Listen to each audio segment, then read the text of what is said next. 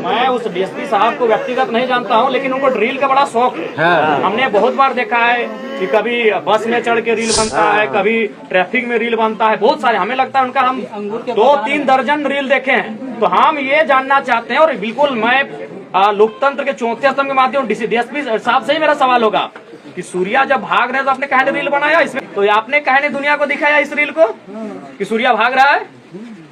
जब आपने उसके बाद की वीडियो को दिखाया, पुलिस आ रही है, बॉडी लेके जा रही है, तो भागने का एक वीडियो बना देते, चूंकि तो रील वाले डीएसपी हैं। मैं आपको ये वचन देता हूँ कि इस विद्यालय में जो अनाथ बच्चे पढ़ रहे हैं उनकी पढ़ाई ना रुके, उसमें कुछ प्रतिशत मेरा भी योगदान होगा कि उनकी पढ़ाई ना रुके। किसी के साथ, किसी महिला के साथ दुर्व्यवहार की बात आती, किसी किसान के दूसरे साथ दुर्व्यवहार की बात आती, तो आप सूर्या भाई को गलत कह सकते थे, आप सूर्या को गलत कह सकते थे। लेकिन कंपनी का प्रसंग है तो आपको भी जान रहे कि ईस्ट इंडिया कंपनी और आज की कंपनी में कोई अंतर नहीं है, केवल नाम बदला। इसलिए अगर इनका सरेंडर करने का दबाव इसलिए था कि कोई माइंस से संबंधित मामला था, कोई कंपनी से संबंधित मामला था, चाहे वो पत्थर की खादान हो या कोयला की खादान हो, तो पूरे राज्य को, सूर्या को अपराधी की नजर से नहीं, मेरे हिसाब से बागी की नजर से आप देख सकते हैं, अपराधी की नजर से नहीं देख सकते हैं। क्योंकि आज केवल आपका गोड्डा का ललमटिया ही परेशान नहीं है विस्थापन को लेकर। आज आपका गोड्डा का ललमटिया ही केवल परेशान नहीं है कंपनियों के आतंक को लेकर। हम धनबाद से आते हैं और हमसे बेहतर दर्द को कौन जानता है। धनबाद यानी देश की कोयला राजधानी, जहां हमने अपना जमीन दिया और आज हमारा ही लहू, आज हमारा ही रक्त बह रहा है उस धरती में। ये तो सूर्या ने आवाज भी उठाया, धनबाद में अब आवाज भी नहीं उठती है। अब समझौता हो जाता है, लाशें अवैध कोयला खदानों के नीचे दम तोड़ देती हैं और वो बाहर तक नहीं आती। हम धनबाद से आते हैं, तो इसलिए अगर उनका सरेंडर करने का दबाव इसलिए पुलिस बना रही थी कि कोई कंपनी से विवाद था, तो मैं कहूंगा कि सूर्या को अपराधी के नजर से नहीं, उसे बागी के नजर से देखिए। क्योंकि कंपनी का क्या रूल है आज राज्य में, ये आपसे नहीं छुपा है।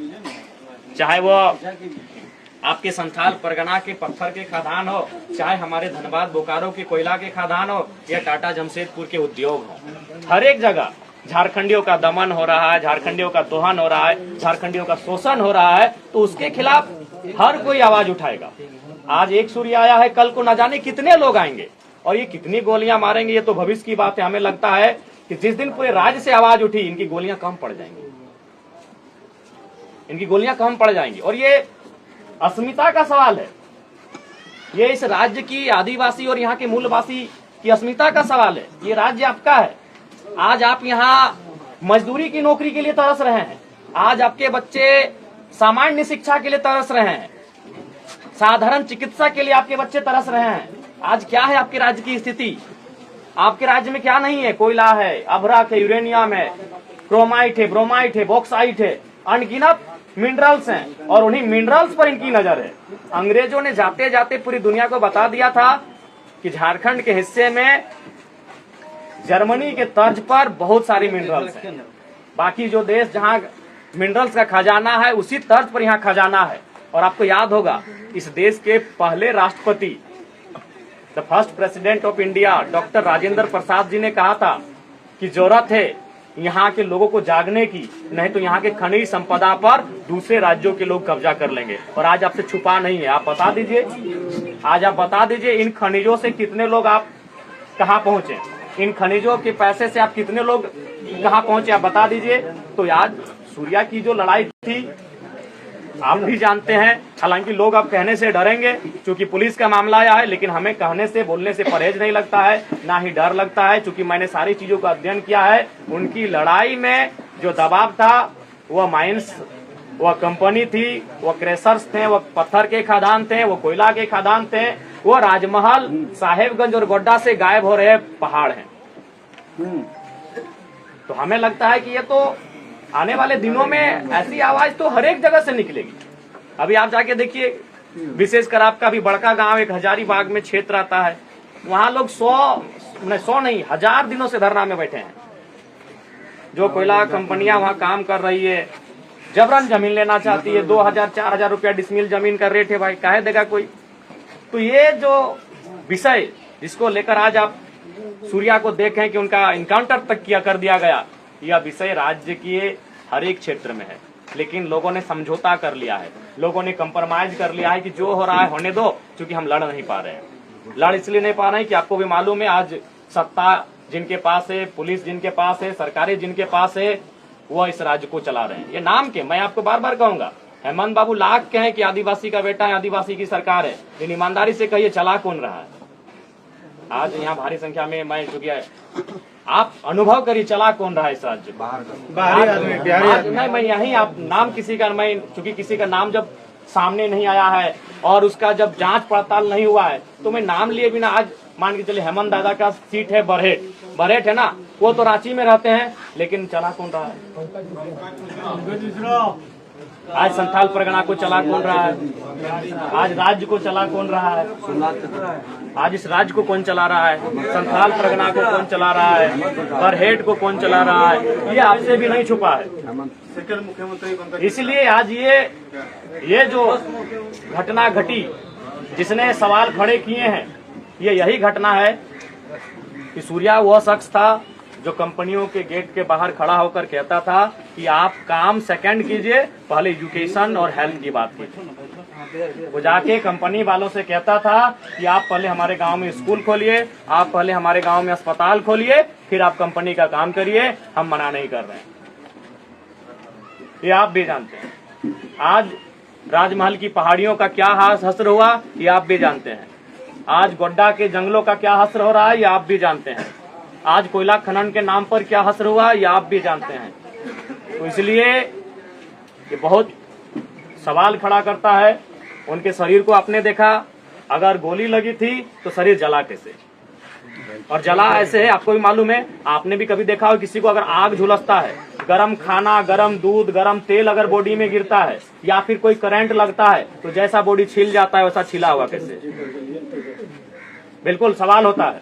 आपने भी उनके पार्थिव शरीर को मरने के बाद उनके शरीर को देखा होगा, या तो फोटो में या तो सामने आके। जी सब उस शरीर में जला हुआ निशान है, बहुत बड़ा दाग है जला हुआ। तो सवाल तो है, हाथ भी छिला गया। हाँ तो वही वो जला हुआ निशान तभी आता है जब या तो उसमें गरम दूध गिरे, गरम तेल गिरे, गरम चाय गिरे, या तो आग से झुलस जाए या फिर करंट लगे, इलेक्ट्रिसिटी लगे। जी ये तो सवाल। दूसरी बात मरा हुआ आदमी का इंटरव्यू। दूसरी बात सीआरपीसी धारा 46 और धारा 49 कहती है, हालांकि नियम तो टोटली नहीं, लेकिन वो कहती है कि अगर कोई व्यक्ति जिसपे आपको संदेह है कि उसका पूर्व से किसी असामाजिक कार्य में गतिविधियां रही हैं, तो कम से कम उसका हाथ भी बांधा जाता है। हाथ तो बंधा नहीं था, अगर हाथ बंधा हुआ था तो आप तो ये बहाना भी नहीं बनाते कि बंदूक छीन के भाग रहा था। 46 और 49 के अनुसार हाथ बांधना भी है, यानी हाथ भी इनका नहीं बांधा गया। जिस जगह पे घटना घटी वहां कोई और घायल होने की सूचना तक नहीं है। अगर इनके साथी इन्हें छुड़ाने के लिए आए थे या फिर ऐसा कोई कृत्य हुआ था तो और कुछ घटनाएं जख्म की सामने आनी चाहिए थी, लेकिन ऐसा कुछ नहीं हुआ है। तो ये स्पष्ट है कहीं ना कहीं आज प्रशासन पर किसी का दबाव है।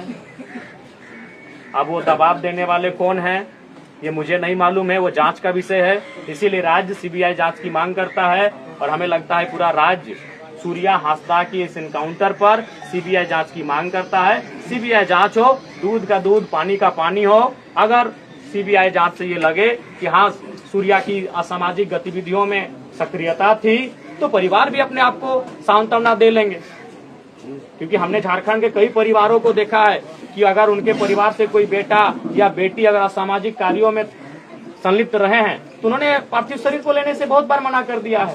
कई ऐसे बेटा बेटी का मैंने नाम पढ़ा है, मैंने देखा है कि अगर उनका गतिविधि असामाजिक कार्यों में रहा है तो वो खुद कहते हैं कि भाई जो हुआ अब उसके नियति में था, बिल्कुल लगा। लेकिन इसके पहले सीबीआई की जांच हो, अगर उससे लगे और उसमें अगर कोई दोषी पाए जाते हैं, चाहे पुलिस प्रशासन ही क्यों ना हो, उन पे कार्रवाई होनी चाहिए।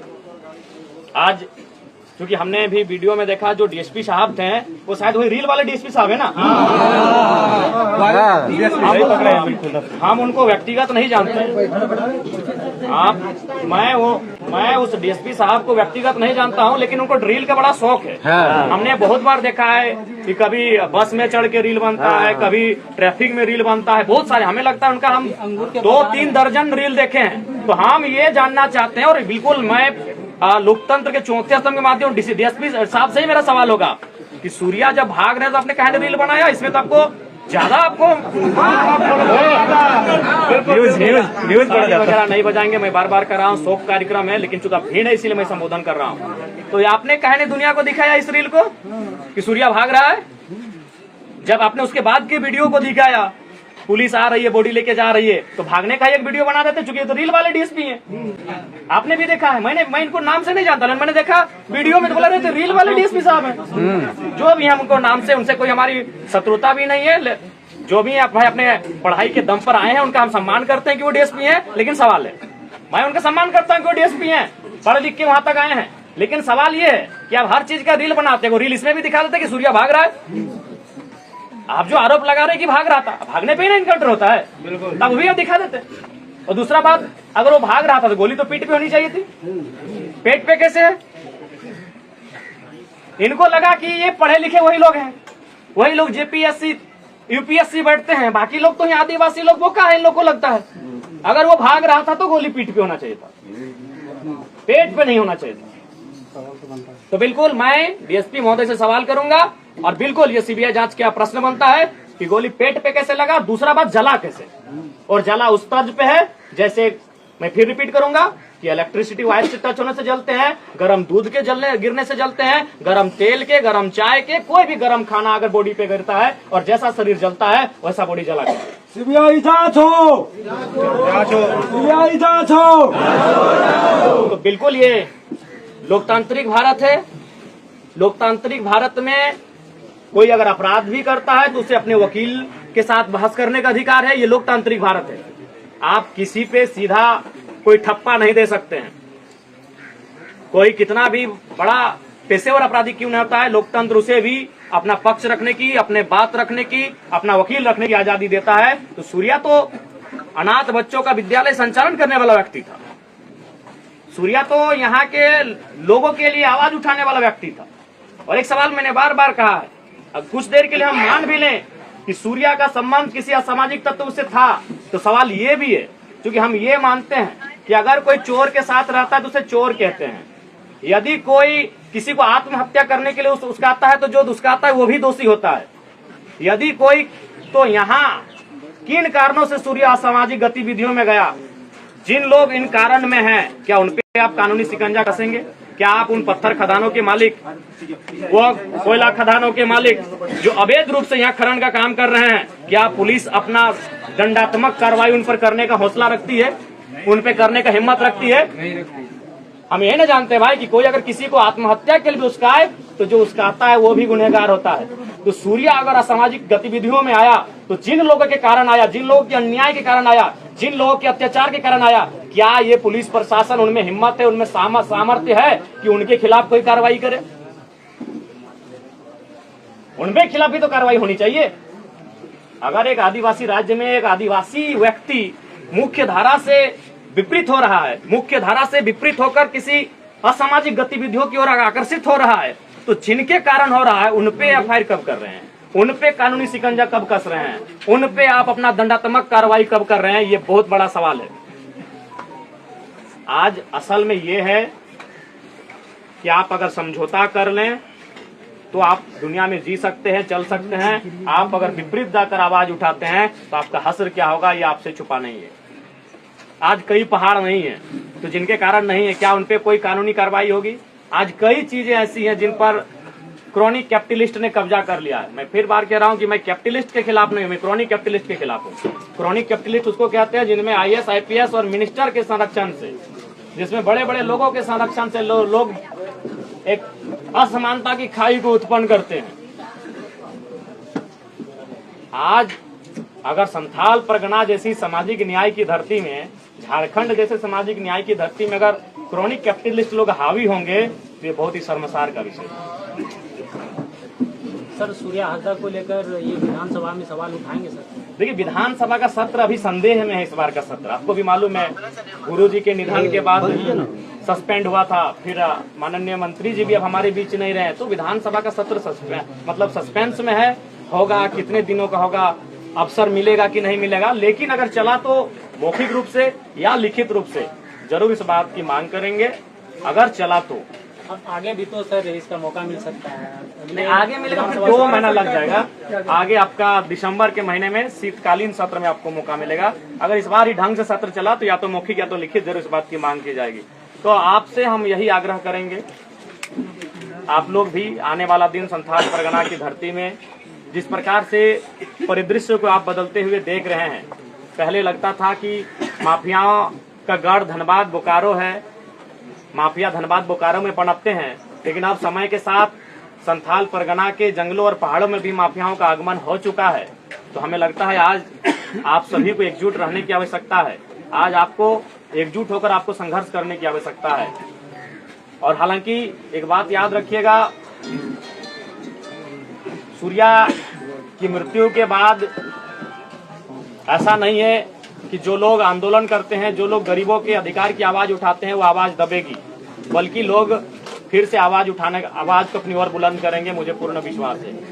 और आप सभी से, आप लोग वहाँ आइए ना, जहाँ हम लोग प्रेस करेंगे वहाँ पे आपका सवाल का जवाब दे देंगे। अभी जनता के बीच बात हो रही है, तो आप तमाम जो जनता जनार्दन यहाँ उपस्थित हुए हैं, निसंदेह कल को बहुत सारे राजनेता यहाँ आएंगे, लेकिन जिस हुजूम के साथ आप आए हैं शायद कल नहीं आएंगे, क्योंकि आपका वो स्नेह उनके साथ नहीं है, आपका वो लगाव उन नेताओं के साथ नहीं है। मैं भी जानता हूँ आज जो जिस भारी भीड़ के साथ आप इस घर में आए हैं, कल को संभवतः बहुत सारे राजनीतिक दलों के बड़े नेता यहाँ आ भी सकते हैं, लेकिन आप शायद इस भारी संख्या में वहाँ नहीं आएंगे, क्योंकि आपका स्नेह, आपका लगाव उनके साथ वैसा नहीं है। मेरे साथ आपका विशेष लगाव है। तो मैं आपको ये आशा और मैं आपको भरोसा दिलाता हूँ कि इस इनकाउंटर के विषय में सीबीआई जांच की मांग को मजबूती के साथ हम लोग रखेंगे। और निसंदेह चूंकि हम चाहेंगे कि आप लोग एकजुट रहें। राज्य की जो परिस्थिति आज बन रही है, आज एकजुटता की परिस्थिति है। आज जिस प्रकार से हमारी खनिज पर इनकी नजर है, उसके लिए ये बहुत प्रकार का हथकंडा अपनाएंगे। ये पुलिस का सहयोग लेंगे, ये नेताओं का सहयोग लेंगे, ये इनकाउंटर का सहयोग लेंगे, क्योंकि उनका लक्ष्य हमारी खनिज है।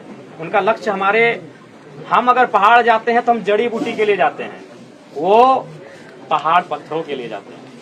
हम अगर नदी जाते हैं तो शीतल जल के लिए जाते हैं, वो नदी बालू के लिए जाते हैं। हम अगर खेत जाते हैं तो अनाज के लिए जाते हैं, वो खाद्यान्न के लिए जाते हैं, वो उस मिट्टी के लिए जाते हैं। वो हर चीज में अपना व्यवसाय खोजते हैं, वो हर चीज में व्यवसाय खोजते हैं। हम प्रकृति के साथ संतुलन बनाकर चलते हैं, हम जंगलों के साथ संतुलन बनाकर चलते हैं, हम जीव जंतुओं के साथ संतुलन बना के चलते हैं, हम नदी की धार के साथ संतुलन बना के चलते हैं। लेकिन वो हर जगह मुनाफा खोजते हैं। और आपको भी जानते हैं कि मुनाफा की जब बात आती है, इंसान को नहीं पहचानता। एक इंसान को भूल जाता है। तो इसलिए उनकी नजर हमारे खेतों में है, हमारे खदानों में है, हमारे पहाड़ों में है, हमारे जंगलों में है, जहाँ बेशकीमती लकड़ियां हैं, जहाँ पत्थर हैं, जहाँ कई प्रकार के मिनरल्स हैं। इसलिए आवाज अगर उठानी हो, बुलंद होकर एकजुट होकर उठाइए। हमने टुकड़ों में आवाज उठाई है, हम टुकड़ों में बटे हैं। इसलिए आज आसानी के साथ हमें दबा दिया जाता है। वो कहते हैं ना, अगर एक लकड़ी को दिया जाए तो आसानी से तोड़ दिया जाएगा, उससे अगर गठरी को दिया जाए तो कोई नहीं तोड़ पाएगा। तो हमने टुकड़ों में आवाज उठाई है। इसलिए आज सूर्या जी के घर उनके परिजनों से मिलकर, और आप सभी जो उनके गांव के हैं, उनके आस पड़ोस के, उनके अगल बगल के हैं, जो मर्माहत हुए हैं इस घटना से, बिल्कुल हम तो बार बार कहेंगे, अगर उनको लगा कि असामाजिक गतिविधियों में उनकी संलिप्तता है तो उनको विधिवत रूप से कार्रवाई करते हैं, न्यायालय लेके जाते हैं, सजा सुनाया जाता, उनको कारावास में डाला जाता। और अगर उनको अरेस्ट ही करना था तो वो चुनाव लड़े थे, आपको भी मालूम है। तो चुनाव के टाइम तो सभी नेता अरेस्ट होते हैं, तो फिर उस समय काहे नहीं अरेस्ट किया गया? और दूसरी बात, वो सम्मानित जनता ने उनको वोट दिया है। 2 बार उनको 25-26 हजार के आसपास वोट मिला है, एक बार उनको 45 हजार के आसपास वोट मिला है। हालांकि इसी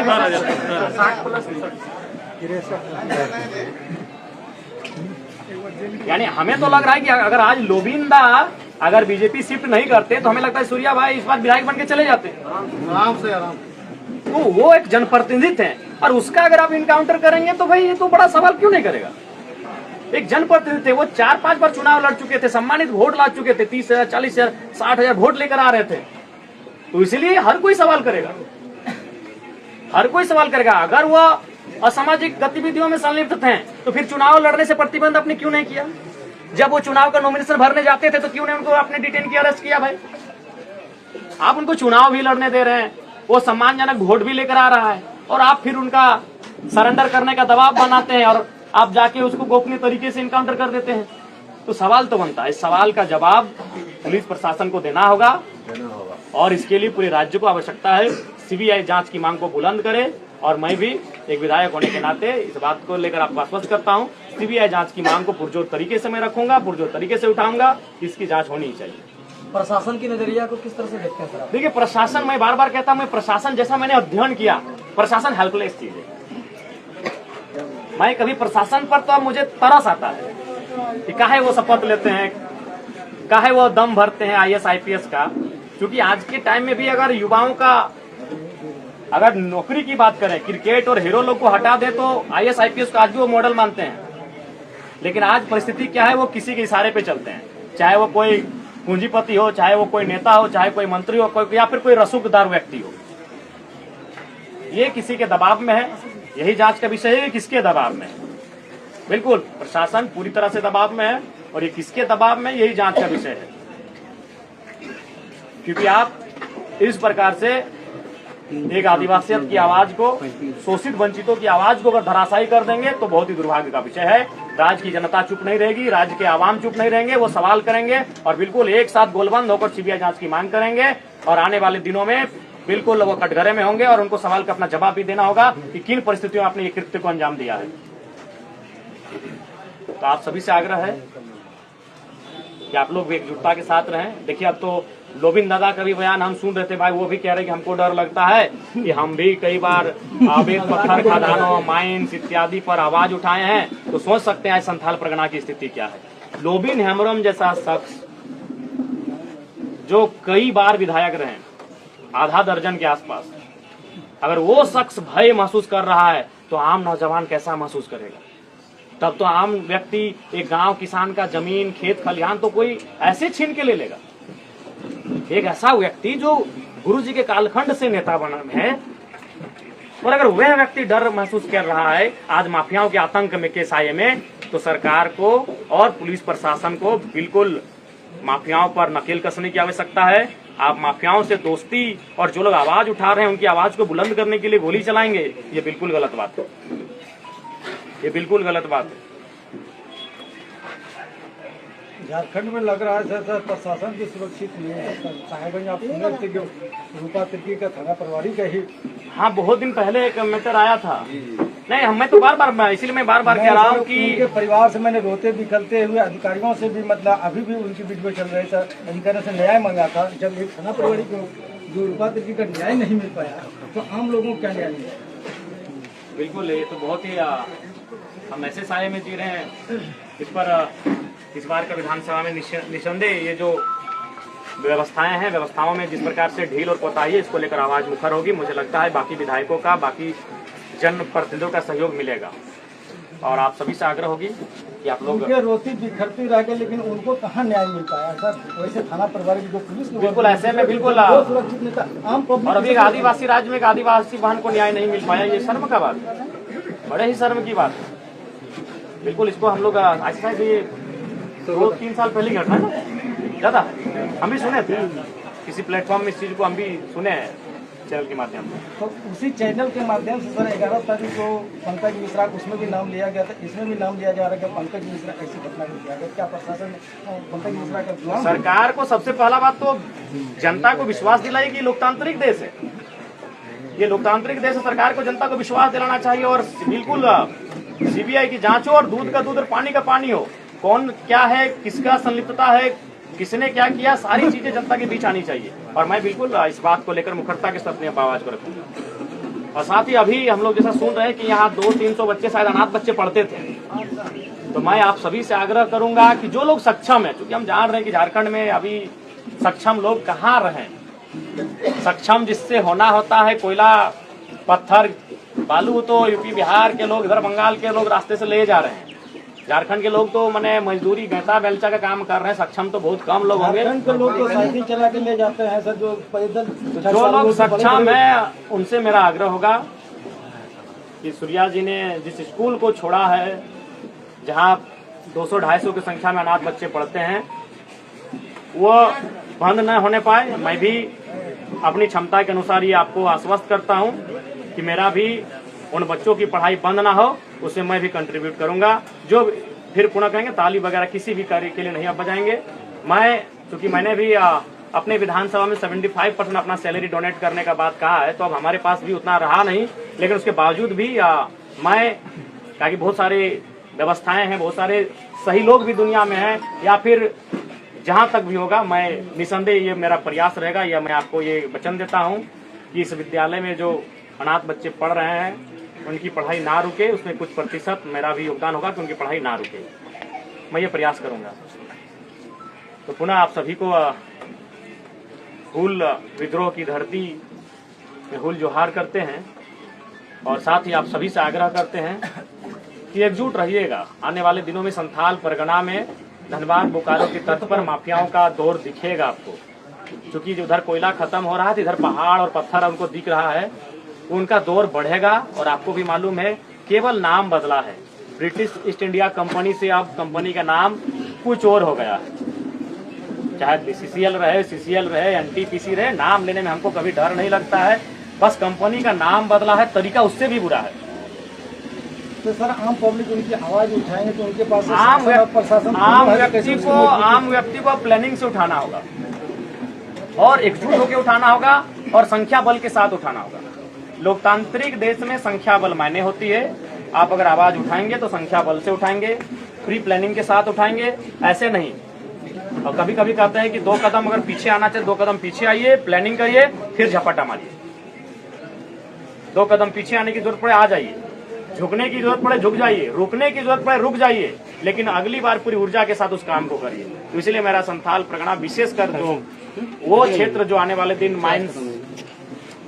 माइंस कोल रहे, चाहे पत्थर का रहे, चाहे अन्य औद्योगिक गतिविधियों के कारण अगर प्रभावित होंगे, तो उनसे मेरा आग्रह यही होगा आप एकजुट होकर रहें।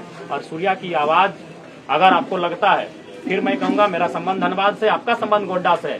सूर्या को आप हमसे बेहतर जानते हैं। मैं भले वो मेरे राजनीतिक दल से अंतिम चुनाव लड़े, लेकिन कभी उनसे हमारी ना मुलाकात हो पाई है, ना कभी टेलीफोनिक बात हो पाई है। सर उनके नहीं रहने के कारण सर आप उनको बेहतर जानते हैं। यदि आपको लगता है कि उनकी लड़ाई आम व्यक्ति के लिए है, यदि आपको लगता है उनकी लड़ाई लाचार बेबसों के लिए, यहाँ के आदिवासियों के लिए है, तो आप उस तर्ज पर अपने आंदोलनों को जहाँ जरूरत हो वहाँ बुलंद करेंगे। ठीक है, हम लोग थोड़ा सा प्रस्थान करेंगे और फिर कोशिश करेंगे कि आंदोलन में आपकी कितनी भागीदारी रहेगी? देखिए, आप भी जानते हैं कि सशरीर अभी पूरे राज्य में आंदोलन हो रहा है, और चूंकि ये भी सच्चाई है कि थोड़ा सा संथाल परगना का जो प्रमंडल है, यहाँ हमारा सांगठनिक ढांचा थोड़ा सा कोलांचल, कोल्हान, रांची उन क्षेत्रों की तुलना में थोड़ा सा है कम, लेकिन हमारे आने वाले दिनों में सक्रियता यहाँ बढ़ेगी और आंदोलन की रूपरेखा भी तैयार होगी।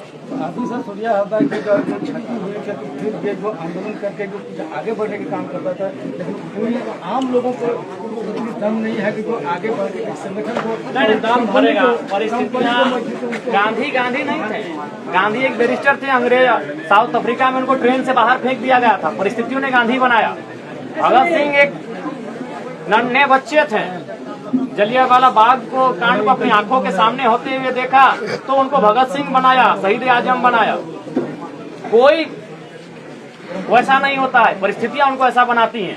सूर्या भी एक आदिवासी साधारण परिवार का, संथाल परिवार का बेटा था, परिस्थितियों ने उसको ऐसा बनाया कि वो लड़ने लगा, वो भिड़ने लगा, वो डरने नहीं लगा। तो ठीक उसी प्रकार इसी भीड़ में आपको कई नौजवान दिखेंगे जो परिस्थितियां इनको गांधी और भगत सिंह दोनों बनाएंगे। वो परिस्थितियां तय करती, हम और आप नहीं तय कर पाएंगे। अगर हम और आप तय कर पाते तो सचिन तेंदुलकर का बेटा आज क्रिकेट खेल रहा होता, अमिताभ बच्चन का बेटा आज उसकी तरह सफल हो जाता। वो परिस्थितियां तय करती हैं, वो हालात तय करते हैं, और हालात तय करेंगे कि अगला सूर्या कौन होगा, हालात तय करेंगे। लेकिन हाँ, इस बार किसी का फर्जी इनकाउंटर नहीं हो, ये भी हमें भी तय करना होगा। अगर हम लोग थाना में सुरक्षित नहीं रहेंगे तो कहाँ रहेंगे? देखिए, थाना पे सवाल खड़े होते हैं, निसंदेह खड़े होते हैं, और आपको ये बेहतर सवाल सरकार से पूछना चाहिए। अगर हम आपको कुछ जवाब भी दे देंगे तो वो जवाब निराधार हो जाएगा। हम एक विधायक हैं, और एक विधायक के प्रोटोकॉल से आपके क्षेत्र को हम कंट्रोल नहीं कर सकते हैं, आपके थाना को हम कंट्रोल नहीं कर सकते। हम सवाल कर सकते हैं, हम विधानसभा में तारांकित सवाल कर सकते हैं, लेकिन नियंत्रण सरकार करेगी। इसलिए बेहतर है जितने भी मीडिया आज आपके अंदर जितने भी आक्रोश हैं, जितने तीखे सवाल हैं, सत्ता पक्ष से पूछिए, सरकार से पूछिए, क्योंकि सरकार के मुख्यमंत्री यहाँ से चुनाव जीत के जाते हैं, उनके भाई यहाँ से चुनाव जीत कर जाते हैं। तो ये तीखे सवाल बिल्कुल उनसे पूछिए, क्योंकि हम अगर आपको आश्वासन दे भी दें थाना की सुरक्षा का, ब्लॉक की सुरक्षा का, तो एक विधायक का प्रोटोकॉल ही नहीं बनता है वो। हम आवाज आपको उठा सकते हैं कि अमुक ब्लॉक में गड़बड़ियां हो रही हैं, इस पे कार्रवाई की जाए, लेकिन कार्रवाई करना सरकार का काम होता है, इसको आप भी जानते हैं। इसलिए आपके जो तीखे सवाल हैं बिल्कुल और तीखा करिए और पैना करिए, और सरकार से पूछिए ये सवाल। सानू महतो झारखंडी को लाइक, फॉलो, शेयर, कमेंट करें।